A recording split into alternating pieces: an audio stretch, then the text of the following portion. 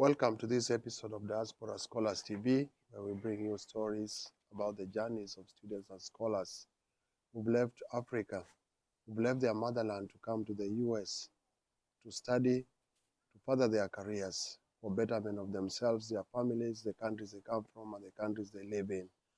So today I'm at Bowling Green State University, located in Ohio. We've come all the way. We've been to other states. We've been to Massachusetts. We've been to Illinois. We've gone all the way to other states as well, and we are still going out there. And so we are back to Ohio again.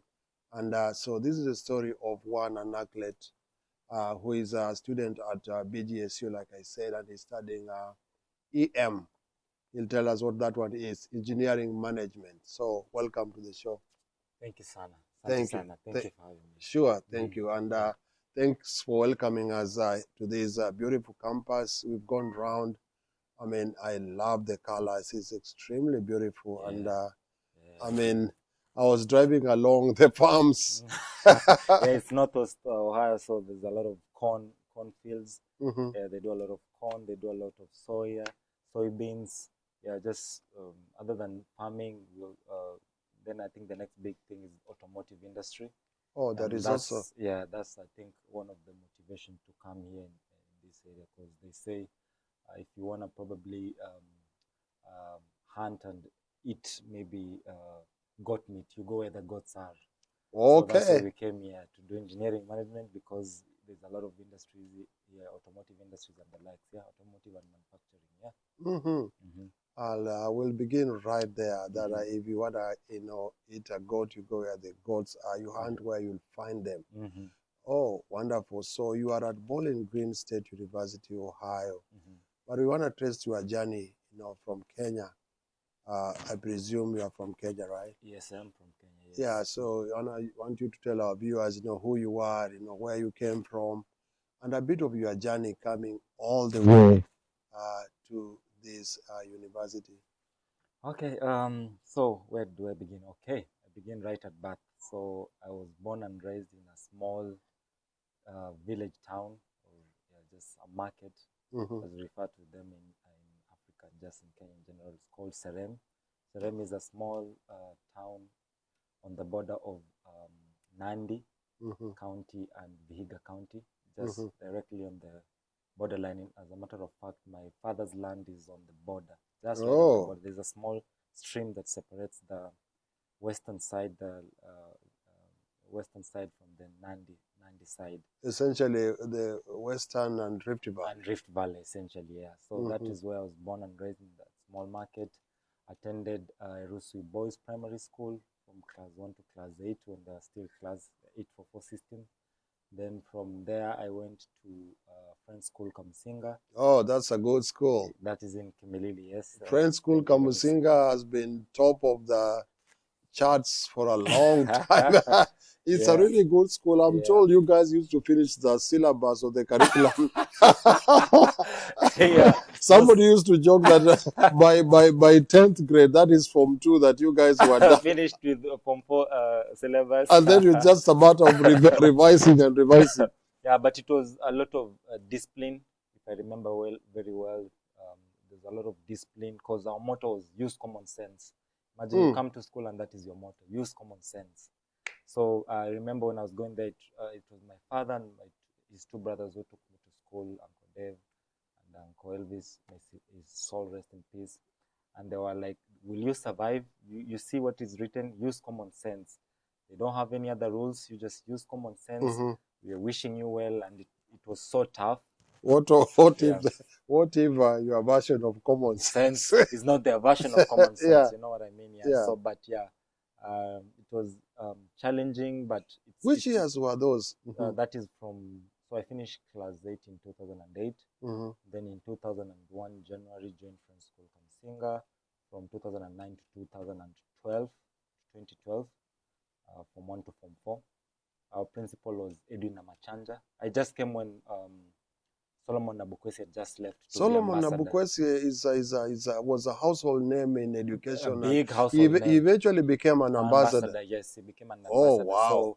So he didn't get to test his leadership, because when we were just coming in 2009, I think he had just left in either 2008 or the very 2009, somewhere in January, thereabout. So yeah, so tell me a little bit about Friends School Kamusinga. You guys were A's. You must have scored a plain A, right? no, I got an A minus. I really wanted. You see the way you are putting it. You're still putting it as if it was not good enough. yeah. Come to think of it, I mean, it's A. It's an A.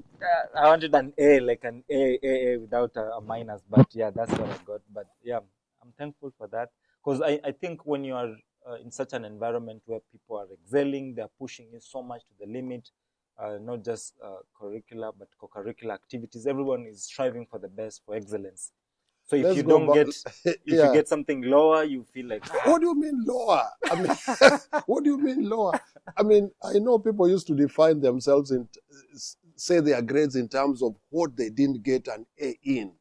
Like what wasn't an A when you got your results? So I loved biology. I got an A minor. I wanted to get an A in biology.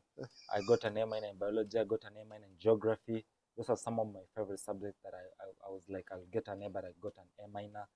So such things, right? But if you are watching from the US, a grade A minus is still a GPA of 4.0 out of 4.0. This is the story of Anaclate, and it says it all probably in his name as well. He probably looks for very immaculate grades. I don't know, but anyway, so you finished a Friends School Kamusinga, located in the western part of Kenya, then eventually went to which university? So I went to Jomo Kenyatta University of Agriculture and Technology in Jja. Jja Boys. Jja Boys, the famous Jja Boys. Viewers, last time we interviewed Patience, who was a student at Jomo Kenyatta University of Agriculture and Technology, and she's the one who told me, hey, I was at Jja Boys, and I was like, okay, Jja Boys, and by that, what do they mean? They mean like majorly it's not so good a meaning to it, but it means, I mean, they throw banters at us, other universities throw banters at us, because essentially what happens in JKUAT is engineering, agriculture, and technology courses, right? Those are STEM courses essentially. What traditionally has been thought to be the male which has totally been demystified.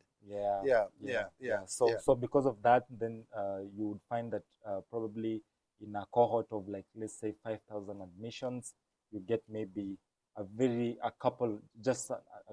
few ladies. And so the majority are like men. That's why.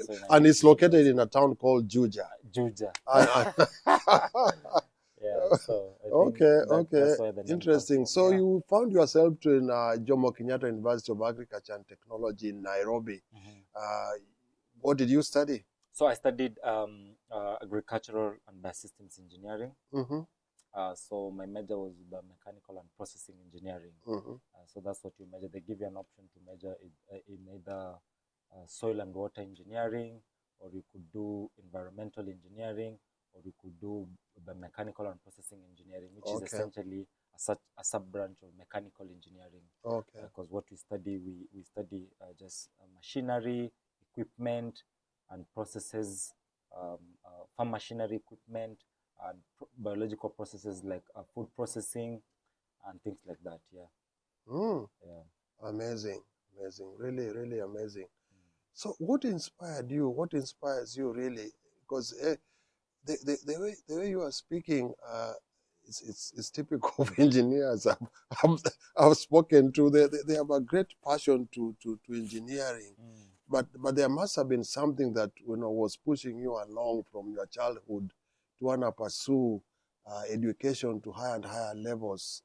Because right now you are at Bowling Green State University, taking a master's in engineering management. So it looks like you really want to aspire to higher and higher levels. But when you were still a young boy down there in Serem, what really was inspiring you? Because I don't think you can get to a school, prestigious school like Friends School Kamusinga, without coming with good grades. And in that village, probably there are not many role models to emulate, but there must have been something, right? So I would say, now that you mentioned, I'm thinking really hard, and my memory takes me back to what my father used to do to us. I think when we were still little. So what I had a cousin of mine.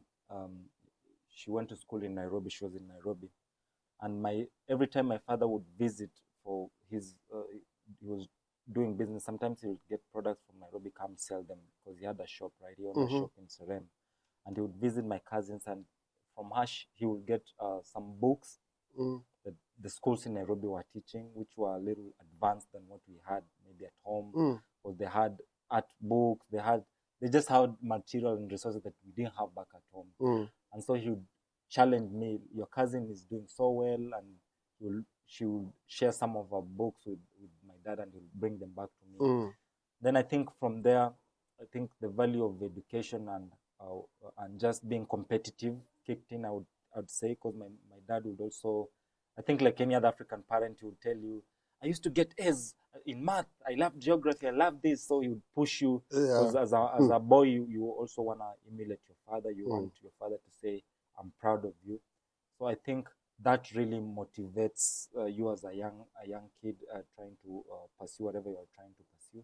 So with that, and a sense of excellence is created, even just as a little kid, because then your father is telling you, you can do better, you can do more, you can go to school and study, and such like things. So I would say I picked in my formative years, I picked that lesson from my dad, who just wanted and wished excellency for us. Yeah. Wow. You talk of a sense of excellence being instilled in you all along your education, and now you are at Bowling Green, State University. Do you see that sense of excellence here as well? I mean, I've been going around, and I see that everywhere. So how is everything right now at BGSU? I would say when I came, I also have to mention my friend. My friend's name is Alex. He's now doing PhD. He was here doing geospatial sciences. He graduated summer of this year. He sent me an application link. So when I finished Jomo Kenyatta, I worked. So where was Alex?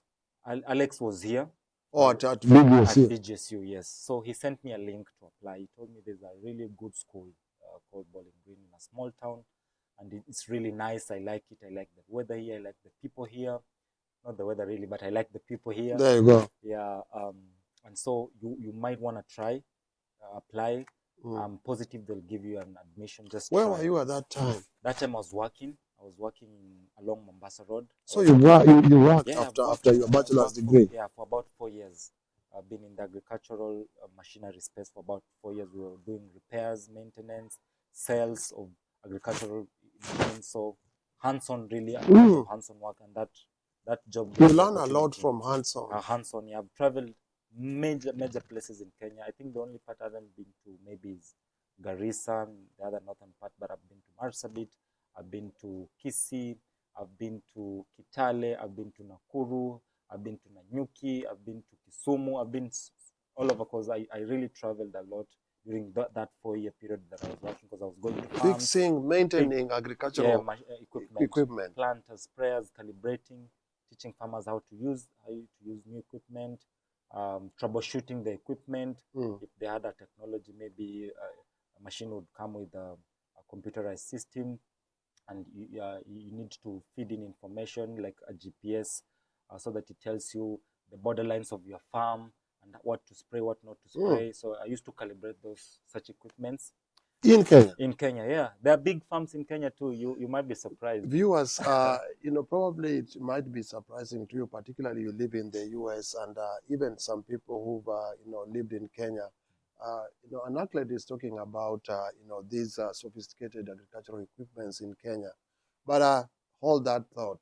When we return, you'll tell us more about how you used to do this, and, how your life is in the US. And again, we'll be right back. But I want to thank you for, having welcomed us here, and, sharing your story, your formative years. But we want to listen much more, because, I get that sense of excellence even when I'm I'm listening to what you are saying.